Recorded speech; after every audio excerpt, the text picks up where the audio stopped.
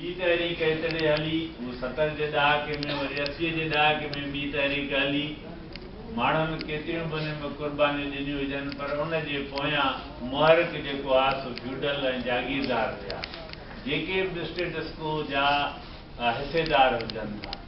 पर हीअ तहरीक अहिड़ी हली, हीअ जेका मिडिल क्लास जे माण्हुनि हली ऐं ख़ुदरू हली, ऐं उन पंहिंजा नतीजा ॾिना, असर ॾेखारिया। के माण्हू चवनि था दादा छा थियो, वकीलनि जी तहरीक हली, वरी साॻियो सिलसिलो यार अची विया।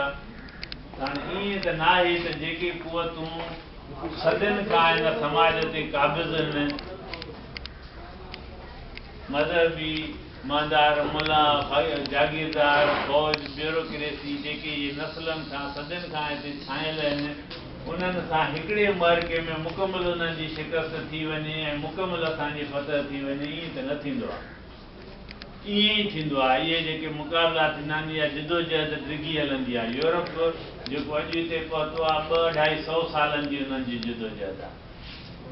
उहो बि असां जहिड़नि असांखां बदतर हालतुनि में हुयो। पोइ माण्हुनि खे मिडिल क्लास जा माण्हू उथिया, उते बि चर्च ऐं फ्यूडल ऐं मिलिट्री जी ईअं ई बालादस्ती हुई। 200-250 साल उन्हनि खे लॻा।